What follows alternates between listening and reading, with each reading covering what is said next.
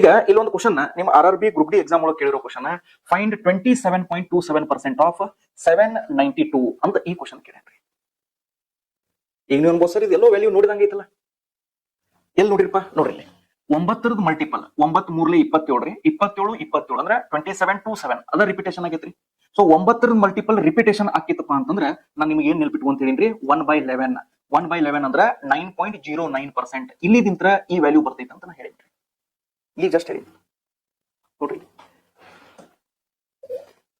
ಕೇಳೇನಿಲ್ರಿ value ಇದನ್ನ, right? So ಕೇಳೇನಂತಾನೆ ಹೇಳಕತ್ತೀವಿ ನಾವು, S R no? So ಅಂದ್ರ ಇದು ಎರಡು ಕಡೆ 3ಲೆ ಗುಣಾಕಾರ ಮಾಡ್ರಿ, ಅಂದ್ರೆ 3/11 ಅಂದ್ರೆ ಎಷ್ಟ್ರಿ? 27.27%. ನಾನು ಸ್ವಲ್ಪ ಬರೋದು ತೋರ್ಸಾಕತ್ತೀನಿ. ಇದು ಒಂದೇ ಪ್ರಾಬ್ಲಮ್ ಐತಲ್ಲ, ಇದು ಒಂದೇ ಪ್ರಾಬ್ಲಮ್ ಐತಿ, ನಾನು ಬರೋದು ತೋರ್ಸಾಕತ್ತೀನಿ. ಅಂದ್ರೆ ಈ ವ್ಯಾಲ್ಯೂ ನನಗೆ ಕೊಟ್ಟಿದ್ದಾನ್ರಿ, ಈ ವ್ಯಾಲ್ಯೂ ನನಗೆ ಕ್ವಶನ್ ಒಳಗೆ ಕೊಟ್ಟಿದ್ದಾನ್ರಿ. ಸೊ ಅದಕ್ಕೆ ನಾ ಏನ್ ಮಾಡ್ತೇನೆ ನೋಡ್ರಿ, ಈ ವ್ಯಾಲ್ಯೂ ಬದ್ಲಿ ನಾನು ಏನ್ ಮಾಡ್ತೇನೆ 3/11 ಅಂತ ಬರೀತೇನೆ.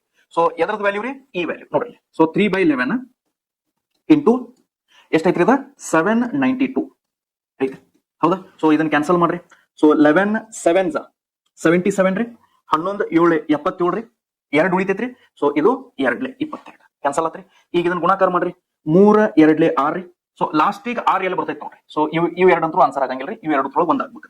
So 7 3s 21. ಸೊ ನಿಮ್ದು ಆನ್ಸರ್ ಎಷ್ಟಾಗತ್ರಿ? 216. So option C is the correct answer.